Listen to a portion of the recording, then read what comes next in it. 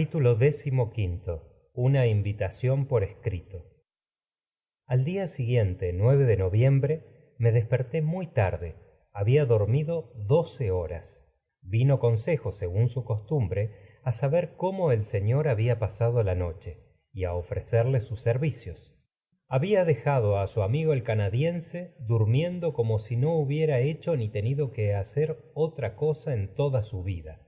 Dejé que el buen muchacho charlara y se despachase a su gusto sin responderle casi. Me preocupaba bastante la ausencia del capitán Nemo, que no se había presentado durante nuestra sesión de la víspera, y tenía esperanza de que no pasaría el día sin volverle a ver. Me vestí con el traje de viso que se me había proporcionado, el cual, por su naturaleza, dio ocasión a muchas reflexiones del curioso Consejo. Le manifesté que estaba fabricado con los filamentos lustrosos y sedosos que sujetan a las rocas las ostras peñas, especies de moluscos muy abundantes en las costas del Mediterráneo, y con cuyas hebras se construían en otro tiempo hermosas telas, medias, guantes, que eran muy flexibles y proporcionaban mucho calor. Podía, pues, la tripulación del Nautilus vestirse muy barato sin pedir nada a los algodoneros, ni a los carneros, ni a los gusanos de seda de la tierra. Cuando me hube vestido, pasé al gran salón, que se hallaba desierto.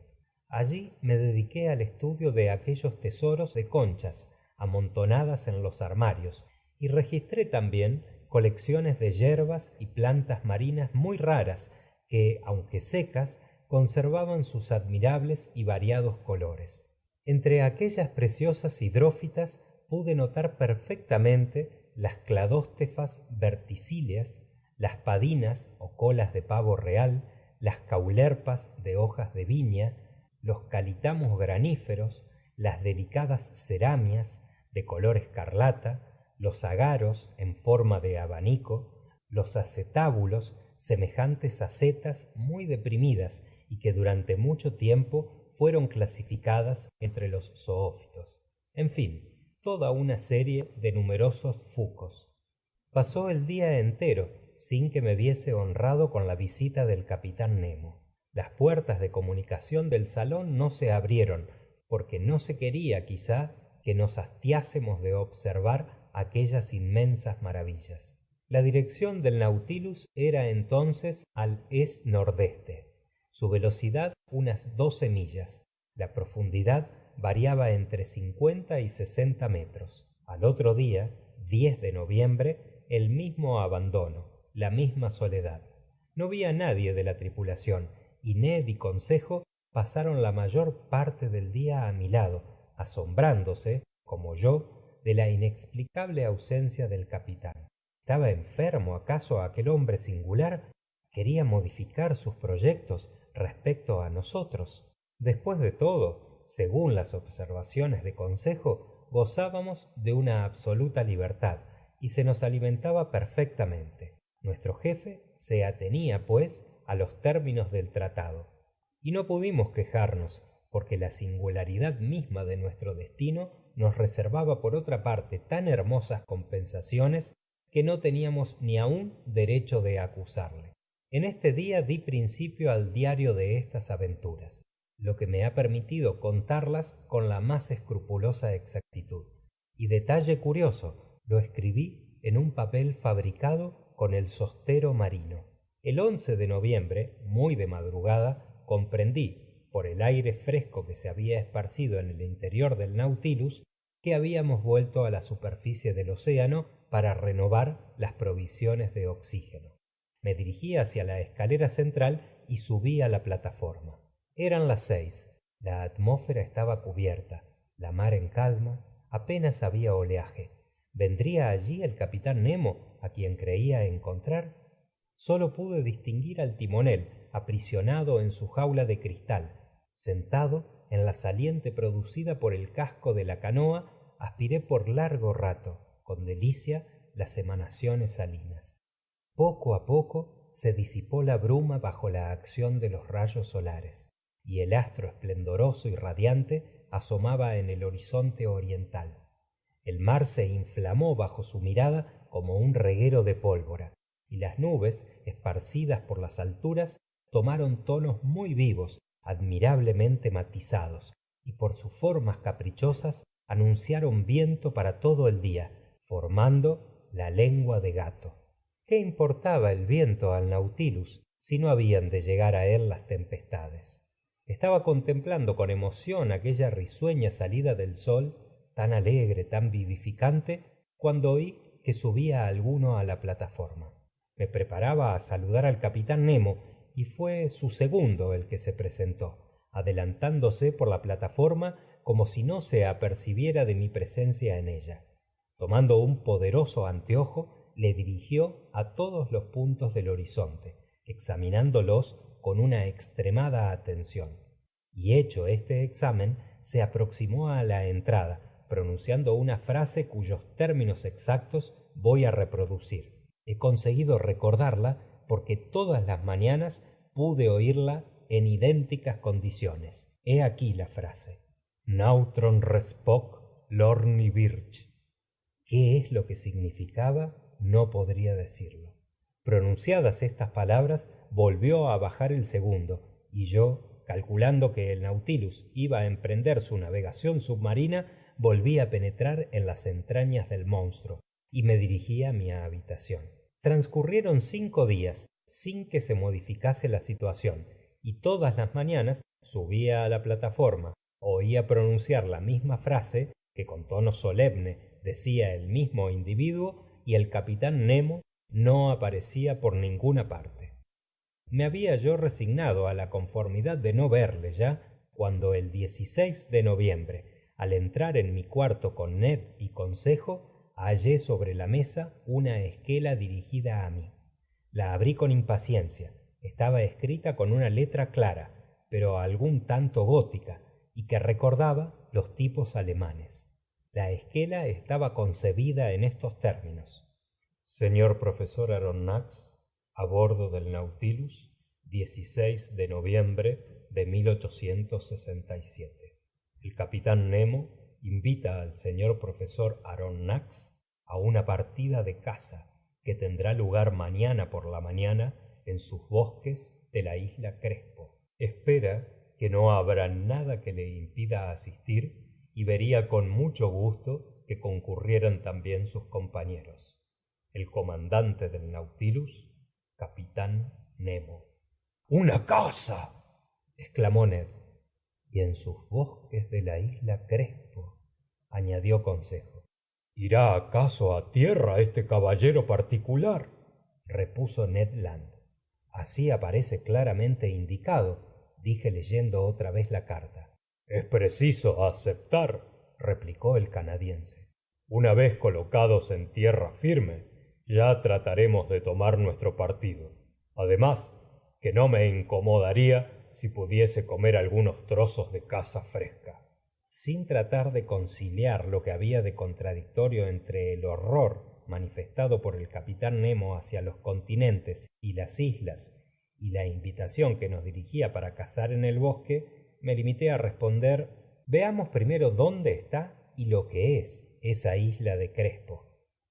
Entonces consulté el planisferio, y por los 32 grados 40 minutos de latitud norte y los 167 grados 50 minutos de longitud oeste, pude hallar un islote que fue reconocido en 1801 por el capitán Crespo, y que los antiguos mapas españoles designaban con el nombre de Roca de la Plata. Nos hallábamos, pues, a unas 1800 millas próximamente del punto de partida, y la dirección algún tanto modificada del Nautilus lo llevaba en dirección del sudeste. Les enseñé a mis compañeros aquella pequeña roca perdida en medio del Pacífico Norte. Si el capitán Nemo va algunas veces a tierra, les dije, por lo menos escoge islas absolutamente desiertas. Ned Land se encogió de hombros sin responder, y después Consejo y él me abandonaron. Sirviéronme la cena con el mismo ceremonial y el mismo silencio de siempre, y me dormí profundamente afectado. Al día siguiente, 17 de noviembre, cuando desperté, pude notar que el Nautilus estaba absolutamente inmóvil. Me vestí muy deprisa y pasé al gran salón. Ya estaba allí el capitán Nemo, que me esperaba. Se levantó, me hizo un saludo afectuoso y me preguntó si nos convenía acompañarle. Como no hizo por su parte alusión alguna a su ausencia durante aquellos 8 días, me abstuve de hablarle de ella y respondí sencillamente que mis compañeros y yo estábamos dispuestos a seguirle. Luego añadí: me permitiré dirigiros una pregunta. Decid, señor Aronnax, y si puedo responder a ella, lo haré con mucho gusto. Pues bien, capitán, ¿a qué debe atribuirse que vos, que habéis roto toda relación con la tierra, os halles en posesión de bosques en la isla Crespo? Señor profesor, me respondió el capitán, los bosques que poseo no piden al sol ni su luz ni su calor, ni los leones, ni los tigres, ni las panteras, ni ningún otro cuadrúpedo los frecuentan. Nadie los conoce más que yo, y su vegetación solo para mí crece y fructifica. No son bosques terrestres, son bosques submarinos. ¿Bosques submarinos? Exclamé. Sí, señor profesor. ¿Y me ofrecéis guiarme hasta ellos? Precisamente. ¿A pie? Y a pie enjuto. ¿Cazando? Cazando, sí. ¿Y con la escopeta en la mano? Con la escopeta en la mano. Miré al comandante del Nautilus con un aspecto que nada tenía de lisonjero para su persona. Decididamente, pensaba yo, tiene enfermo el cerebro. Habrá tenido un acceso que ha durado 8 días y continúa aún. Es lastimoso. Preferiría que fuese un hombre estrafalario a habérmelas con un loco. Tan bien se manifestaba este pensamiento y se reflejaba tan claro sobre mi rostro que el capitán Nemo debió comprenderlo. Se limitó a indicarme que le siguiera y lo hice como hombre resignado a todo. Llegamos al comedor, donde estaba servido el desayuno, y el capitán me dijo: señor Aronnax, le suplico que sin ceremonia alguna partamos mi desayuno, y mientras comemos podremos hablar, porque si os he prometido un paseo por el bosque, no puedo, aunque quisiera, comprometerme a haceros encontrar allí un restaurante. Almorzad, pues, como hombre que probablemente va a comer muy tarde. Hice efectivamente honor al almuerzo, que se componía de diversos peces y de tajadas de oloturias, excelentes zoófitos, principios de algas muy apetitivas, tales como Porfiria laciniata y la Laurentia primafétida. Componíase la bebida de agua cristalina, a la cual, siguiendo el ejemplo del capitán, añadí algunas gotas de un licor fermentado, extraído a usanza kamchatkiana del alga conocida con el nombre de Rhodomenia palmeada. El capitán Nemo también comió con apetito y sin pronunciar una sola palabra durante algún tiempo. Después me dijo: señor profesor, cuando os he propuesto que vinieseis a cazar a mis bosques de Crespo, habéis llegado a suponer que estaba yo en contradicción conmigo mismo. Y cuando os manifesté que se trataba de bosques submarinos, llegasteis a juzgar que os las habíais con un loco. Pues bien, señor profesor, no conviene juzgar jamás a los hombres con esa ligereza. Pero, capitán, creed que, si me escucháis un momento, podréis convenceros de que no se me puede acusar de locura ni de contradicción. Os escucho. Sabéis tan perfectamente como yo, señor profesor, que el hombre puede vivir debajo del agua a condición de llevar consigo una provisión de aire respirable. En los trabajos submarinos, el obrero, vestido con un traje impermeable y aprisionada la cabeza en una cápsula de metal, recibe aire del exterior por medio de bombas impelentes y de reguladores especiales. Ese es el aparato de las escafandras, dije. Así es la verdad, pero en condiciones tales el hombre no es libre. Está esclavizado por la bomba que le envía aire por medio de un tubo de goma elástica, verdadera cadena que le amarra a la tierra. Y si nos halláramos sujetos también al Nautilus, poca sería la distancia que podríamos recorrer. ¿Y qué medios halláis para quedar libre? Pregunté. Emplear el aparato Rouquayrol de Nairus, inventado por dos de vuestros compatriotas, que he conseguido perfeccionar para mi uso y que, como vais a observar, os permitirá actuar sin riesgo de que vuestros órganos sufran en esas nuevas condiciones fisiológicas. Compónese de un receptáculo formado por una espesa lámina de hierro en el cual almaceno aire a una presión de 50 atmósferas. Este receptáculo se fija en la espalda por medio de tirantes, como una mochila. Su parte superior forma una caja y en ella el aire, mantenido por un mecanismo de fuelle, solo puede escaparse según su tensión normal. En el aparato Rouquayrol, tal como se ha empleado, dos tubos de goma que parten de esta caja desembocan en una especie de pabellón que aprisionan la nariz y la boca del operador, sirviendo el uno para la introducción del aire que se ha de respirar, la otra para la salida del aire respirado, y la lengua cierra este o aquel según las necesidades de la respiración. Yo, que tengo necesidad de sufrir presiones considerables en el fondo del mar, he tenido que encerrar mi cabeza, como la de las escafandras, en una esfera de cobre, y a esta esfera es a donde van a parar los dos tubos inspirador y expirador. Perfectamente, capitán Nemo. Sin embargo, el aire que lleváis debe consumirse muy deprisa, y cuando ya solo contiene 15% de oxígeno, llega a hacerse irrespirable. Sin duda alguna, pero como os he dicho, señor Aronnax, las bombas del Nautilus me permiten almacenarlo bajo una considerable presión, y en tales condiciones el receptáculo del aparato suministra aire respirable durante 9 o 10 horas. Ya no tengo objeciones que haceros, respondí. Os preguntaré solamente cómo podéis alumbrar el camino y guiar vuestros pasos en el fondo del océano. Con el aparato Ruhmkorff, señor Aronnax. El primero se lleva a la espalda, como os he dicho, y el segundo se sujeta a la cintura.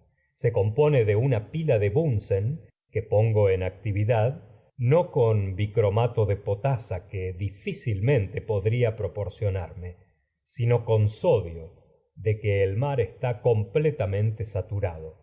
Una bobina de inducción recoge la electricidad producida dirigiéndola hacia una linterna de disposición particular.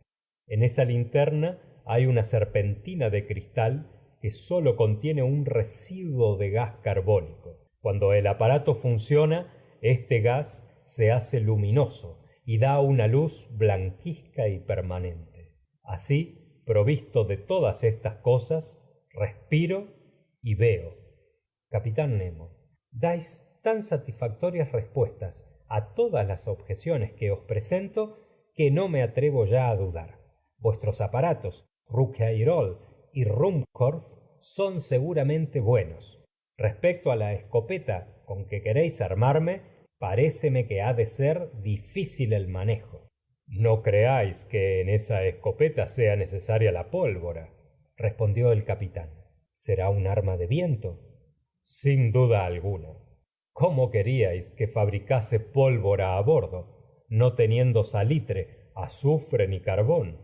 Además, dije, para poder tirar con utilidad bajo el agua, en este medio, 855 veces más denso que el aire, sería preciso vencer una resistencia considerable.